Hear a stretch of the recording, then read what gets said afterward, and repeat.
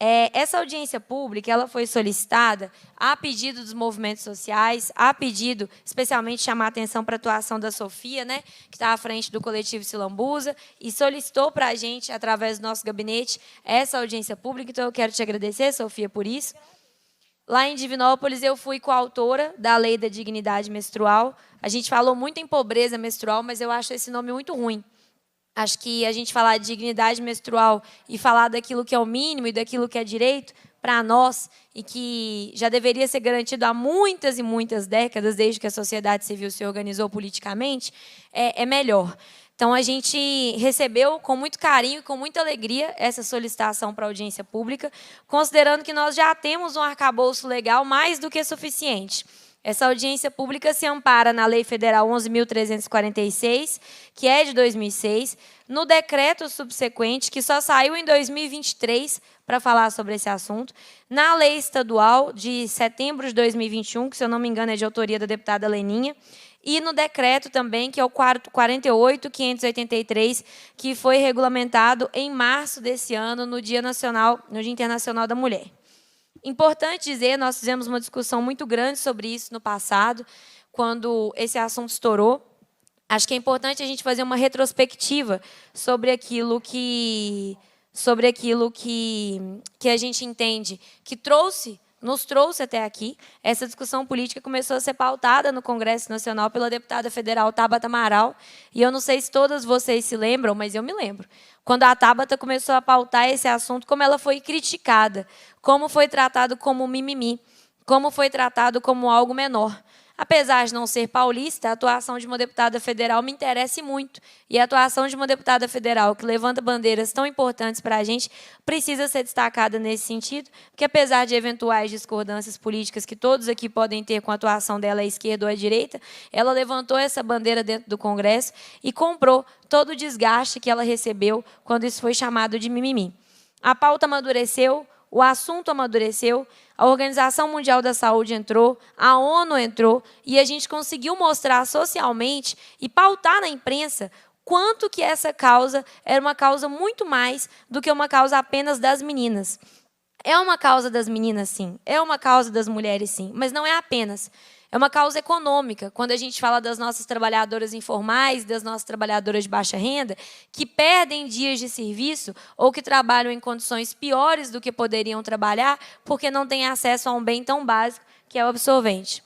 É uma pauta da educação, quando a gente fala que as nossas meninas mais carentes, das faixas mais baixas de renda da sociedade, perdem até uma semana de aula por mês por não conseguir adquirir esses absorventes. É uma pauta econômica, quando a gente observa que os absorventes ainda são taxados como cosméticos, do mesmo jeito que o nosso rímel ou que o nosso blush, que eu acho que todas nós concordamos que não são itens essenciais, mas, ao contrário, os absorventes são. Então, é uma pauta que tem uma interseccionalidade muito grande, que toca em superfícies muito diversas e que, no final das contas, diz respeito a esse lugar de subgente, de subcategoria que nós, mulheres, ainda ocupamos no debate político. A gente avançou demais, mas a gente ainda ocupa. Cabe lembrar, eu sempre falo isso onde eu vou, que o primeiro banheiro feminino do Senado foi colocado em 2016. Se a gente for pensar que senadores e senadoras são o povo mais importante, mais poderoso desse país depois de presidente, as nossas senadoras pararam de ter que usar o banheiro dos seus gabinetes ou o banheiro do restaurante anexo ao Congresso apenas em 2016. E a gente já tinha senadoras lá. Então, tudo isso traduz para a gente como que as pautas relativas a gênero, a nossa existência enquanto seres de direito, enquanto cidadãs, enquanto detentoras de dignidade, não é pauta do debate político da forma que já deveria ser até hoje. Então, isso está mudando. Aqui na Assembleia, nós inauguramos essa legislatura, a 20ª legislatura, com um número recorde de deputadas. Saímos, se eu não me engano, de 9 deputadas na última para 15 nessa. No passado, a gente chegou até 11, se eu não me engano. É importante dizer que a maior parte dos servidores dessa casa, pelo menos os que eu tenho mais contato no processo legislativo, são servidoras, são mulheres, essas mulheres que estão aqui atrás, muito competentes e que ajudam a gente a levar em frente as pautas tão importantes. Então, a gente lá vai ocupando espaço. Mas tem muito a avançar. E não dá para avançar se a gente não colocar nessa conta as mulheres de renda mais baixa, as mulheres mais vulneráveis, porque não dá para falar de mobilidade social, de programas de transferência de renda, das perspectivas de sonhos e futuro que todas nós queremos e desejamos, enquanto mulheres privilegiadas, e a maior parte de nós devemos ser, provavelmente, as que não são, sintam-se abraçadas, mas a maior parte de quem pode estar num debate político na segunda-feira à tarde está num público mais privilegiado da sociedade.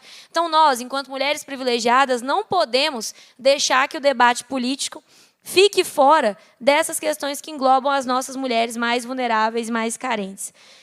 Eu estou muito animada para essa tarde de hoje, acho que ouvir as nossas convidadas vai ser muito importante, saber como que o governo tem lidado com essa pauta.